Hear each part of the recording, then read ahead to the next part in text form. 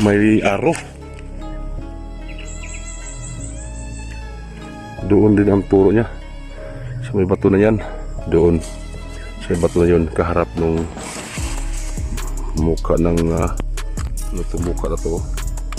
Yung inapakan ko, bato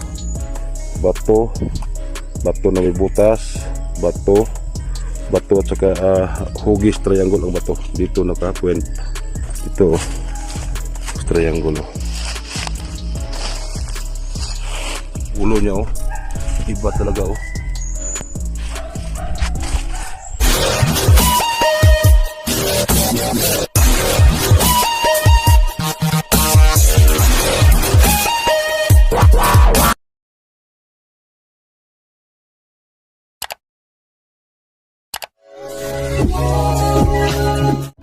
Magandang araw po sa inyong lahat, Luzon, Visayas, Mindanao. Tayo na naman po ay magbabalik sa isa na naman pong nakakamanghang Yamashita Treasure video na naman po ito mula po sa ating kababayang treasure hunter sa kabundukan ng Pilipinas. Mula po ito sa mga kabundukan na kung saan natuklasan po ng ating mga kababayang treasure hunter ang mga sign markers po ng Yamashita Treasure. Sa atin pong makikita sa kanya pong natuklasang posibleng pinagtataguan, pinagbabaunan po ng kayamanan ng mga Japanese Imperial Army, ay masasabi nating legit na legit. Yung mga butas na yan ay gawa po talaga yan ng tao. Makikita natin napakaganda po ang pagkagawa, square at saka may butas sa gitna. Yan po talaga ay hindi gawa ng natural, kung hindi po gawa ng kamay ng tao na kung saan ito po ay ang mga Japanese Imperial Army noong Second World War na kung saan itinago po nila ang mga kayamanang kanilang nalot mula po sa Southeast Asia. Sa atin pong makikita, sa kanya pong ipinapakita na mga sign marker sa kanyang video ay multiple deposit. Hindi po nag-iisa ang deposito na pinagtataguan ng kayamanan ng mga Japanese Imperial Army. Yang mga sign na yan na may mga triangular na may butas sa gitna, yan po ay nagsasabing may treasure sa may tubig. At yan pong triangular na yan na mga bato ay nagsasabing may treasure sa mga malalaking bato sa ilalim at may treasure sa mga punong kahoy. Atin po itong babasahin, bibigyan po natin ng pinakamalapit nitong kahulugan mula po sa Japanese code. Yan po ay Yamashita Treasure Sign, Yamashita Treasure Under. Yan po ang ibig sabihin yan. Ibig sabihin dyan, sa ilalim yan na may parang butas na yan ay nagsasabing mayroong nakatagong sikretong ibinaong kayamanan ng mga Japanese Imperial Army. Nakalista po yan sa libro ng mga Japanese. At yan nga ay medyo matubig. Ayon po doon sa triangular kanina ay treasure in water, kundi yan po ay tumugma dyan po sa kanyang naipakitang sign. May mga makikita pa tayong maraming sign na posibleng ito ay naglilink sa iba pang markers. Ito ay isang uri ng Yamashita Treasure Sign na naman, nang ibig sabihin center door object, sentro daw dyan, object daw, may pintuan sa ilalim. Ang ibig sabihin nun ay may bubuksan dyan sa ilalim. Yan ay object daw, bagay, treasure. Kasi matubig yan, posibleng ginto yan. Bagay na ginto. Yan po ang kanyang tinutukoy sa ilalim. Si treasure under. At dyan, sa kabuuan dyan na may tubig, tinutukoy ng triangular na may parang butas sa gitna ng malaking bato, ay nagsasabi siya na nasa tubig. At yung iba pang mga marker ay posibleng tutukoy pa sa iba pang mga sign na posibleng may deposito pang iba maliban dyan. Marami nga, sabi niya, medyo multiple deposit ito. Yan nga, yung triangular na yan na may tuldok sa gitna, hindi po niya pinakita kasi lahat yung kabuuan, pero nakita natin sa spot kanina ng kanyang video na mayroon na tayong nakitang triangular. Yan nga po ay pahaba na may parang butas sa gitna. Yan po ay nagsasabing treasure in water yan. Nasa tubig. Yun nga po yung kanina na may butas. Yun po yung tinutukoy niyan. At saka itong triangular na ito na bato, no? Triangle na bato, may tinutukoy yan. Yan po ay nagsasabi ng multiple deposit, no? Multiple deposit yung triangle na ganyan na parihas ang sukat na bato, at yan po ay nagsasaad na maliban doon kanina sa may matubig na lugar ay mayroon pa siyang tinutukoy na Yamashita treasure sa paligid. At yan po ay ating malalaman dyan po sa mga sign na yan. So yan po ay parang hayop, no, na nakatungo sa ilalim. May tinitingnan siya sa ilalim, no? At yan ay may ibig sabihin. Yan po yung parang nakakulob na letter C na pabilog na nakataob na yan. Yan po ay tanil at tinitingnan nga noong parang hayop na yan sa ilalim. At posibleng may nakatagong deposito dyan. At itong arong ito ay multiple treasure deposits din ang tinuturo nito. Left side, sa unahan at saka sa right side ay mayroon pa siyang tinuturo na iba pang deposit. At yan nga po ay makikita natin maya-maya kung ilan ang mga deposit na kanya pong sinasabi. So dito, itong araw na ito, itong tapyas sa gilid ay posibleng itinuturo yung isang direksyon ng pinagbabaunan ng Yamashita treasure. At saka itong butas na ito na parang triangular na pahaba ay tinutumbok niyan sigurado ang tubig.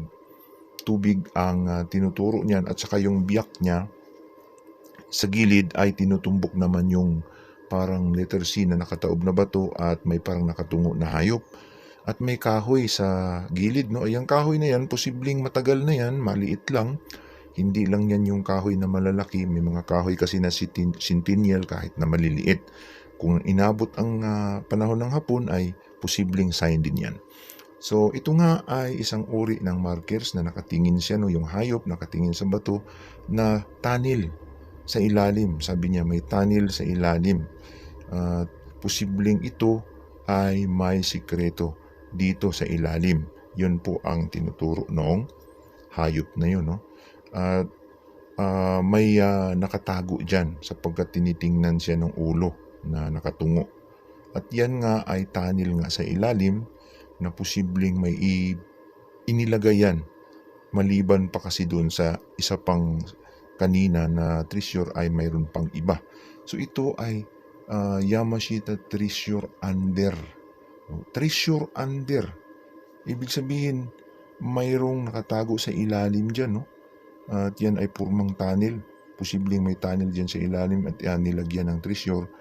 At yun nga ang tinutukoy noong sign na yun. So Yamashita treasure under at nandoon sa tunnel. May tunnel doon sa ilalim doon. At itong batong ito na triangular, ito ay tumutukoy sa tatlong deposito. Gold bars treasure under, no? Nagsasabi siya ng treasure na sa puno ng kahoy at treasure naman na nasa mga malalaking bato. So, ibig sabihin, halughugin niya yung mga punong kahoy at mga malalaking bato. Diyan sa area na yan, ang sinasabi ng triangular na ay may karga yung mga batong malalaki sa ilalim at mga punong kahoy dyan sa paligid. Yun ang i-check niya. So yung puno yan ay may guide, no?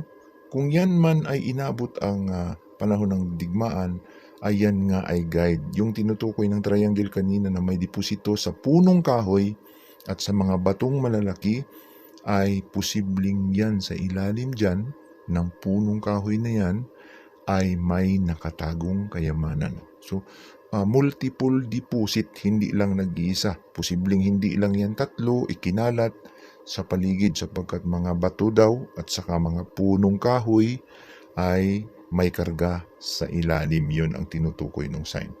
So ito ay isang uri ng aro, no, na nakaturo dyan sa ilalim.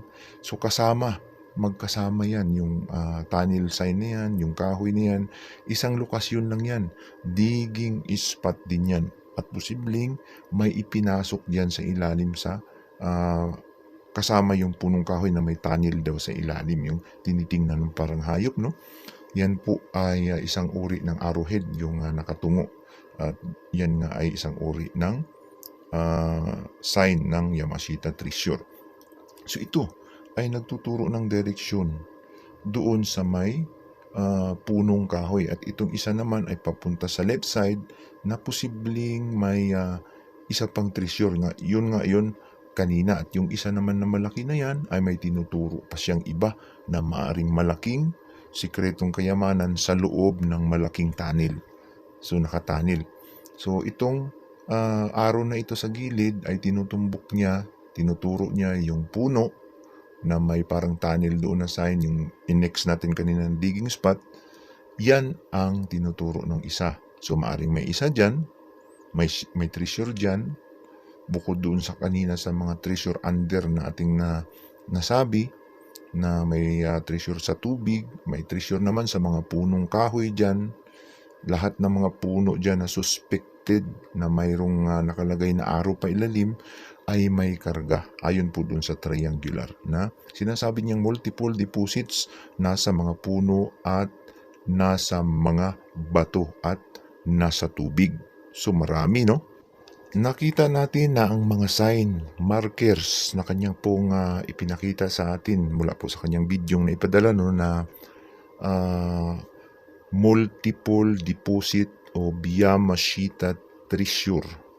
At ayon nga sa mga markers, sign, symbols ay may treasure dyan sa tubig, sa may mga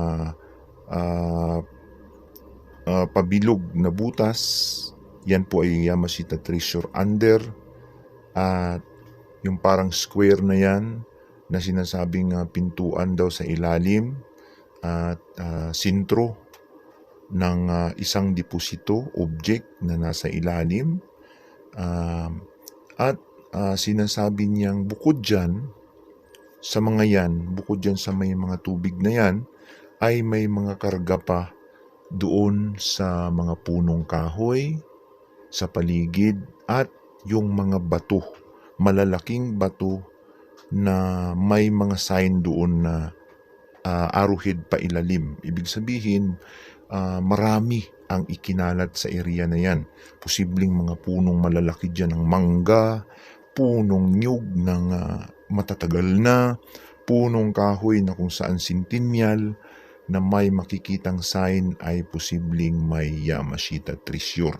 So bato, mga punong kahoy na may mga marker sign ng Yamashita Treasure, kagaya ng hugis puso, triangle, pagong, mga ulo po ng ahas, yan ay posibleng may itinagong kayamanan sa ilalim. So malinaw po ang atin pong pagbabasa dyan po sa kanya pong Yamashita Treasure site, no?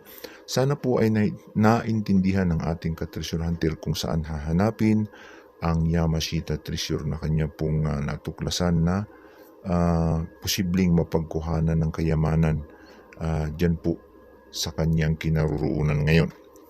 Bago po tayo magtapos mga ka-treasure hunter, nais po nating magpapasalamat po sa lahat po ng ating mga tagapanood, ating mga subscriber at hindi subscriber, lalong-lalo na yung mga basher. Nakakatulong din po kayo sa atin pong paglago, sa atin pong YouTube channel. Huwag po kayong magsawang mag-comments, mag-share at mag-subscribe sa mga hindi pa nakapag-subscribe. So sa lahat po ng gustong magpadala ng inyong mga videos, mga natuklasang Yamashita Treasure site at mga nahukay na kakaibang mga bagay, ay pwede po ninyong i-share sa atin at atin po itong ipapakita sa ating mga ka-treasure hunter upang makapagbigay po sa kanila ng encouragement, admiration, para po makapag-inspire sa atin pong mga kababayan. At masasabing tunay nga na mayroong kayamanang itinago sa buong bansang Pilipinas. So hanggang dito na lamang po. Hanggang sa susunod, maraming salamat po uli. Ito po ang inyong ka-treasure hunter nagsasabing, kapag naghahanap tayo po ay makakahanap.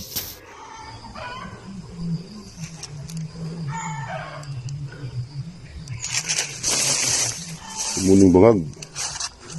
Diri. Muning kalot mo sa wala bro. Tapos daw ito mga ka-TH, tingnan nyo mabuti itong butas ito, nakatihaya po ito, saka malaking bato. Yan yung buro ko yung naghukay noon, sabi niya papuntang ilalim ang bato. Hintuan niya kasi siya lang mag-isa. Ito po ang kasama, yung bro ko, may-ari ng lupa.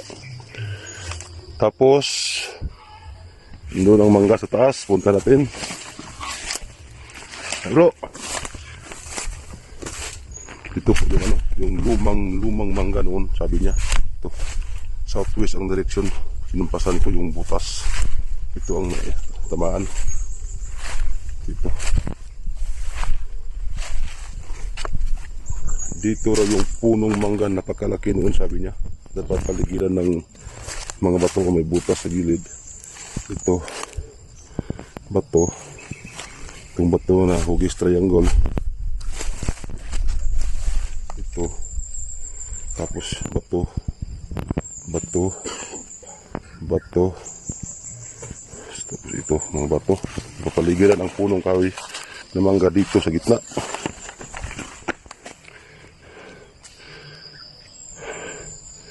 Tapos dito sa gilid niya may mukhang hayop.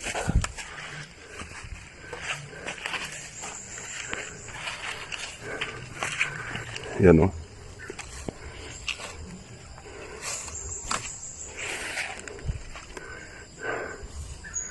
So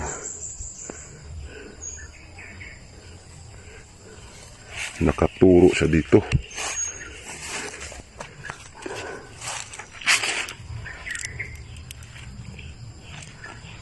So, diri katudlo. Tapos diri sa atras, unahan niya may aro. Doon din ang turo niya. So, may bato na yan.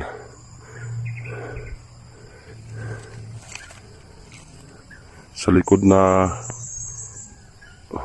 mukha na yan, parang anong klaseng mukha to, is puno ng mangga. Tapos nandoon yung butas kanina.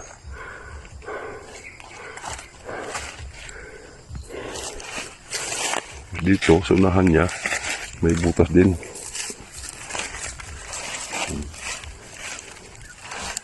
Ang butas na ito, doon ang direksyon niya.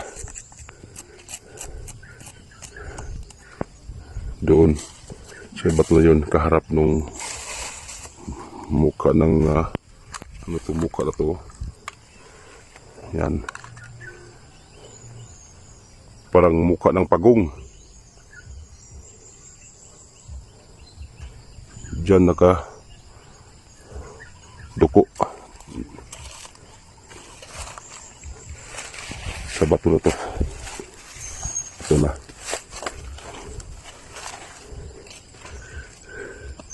So, puno ng mangga dito sa gitna. Noon, natumba na daw, sabi ng kasama ko. Dapat paligiran ng ito yung inapakan ko, bato na may butas, bato at saka hugis triangle ang bato. Dito naka-point. So, bato nasa gitna ang punong mangga. Ito triangulo.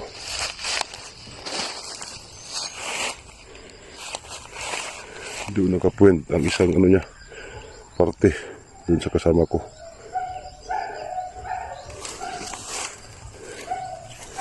So, pagkatapos ito nga mamaya, i-scan namin ito. Ito yung ano, yung parang ang ulo niya, oh. Iba talaga, oh.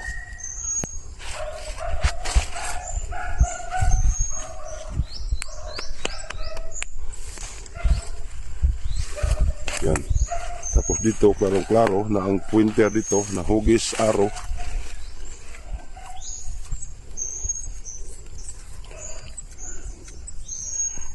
Doon ang turo. Diyan. 1 metros lang. Tapos yung ulo, diyan din nakaturo sa bato na yan.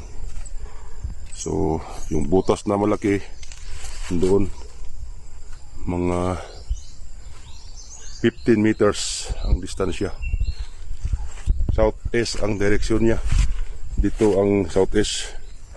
Dito ang southeast. So yan na po mga katayets, happy hunting po sa ating lahat. At salamat nga po pala sa mga nag-subscribe sa aking munting channel. Salamat po sa inyong lahat.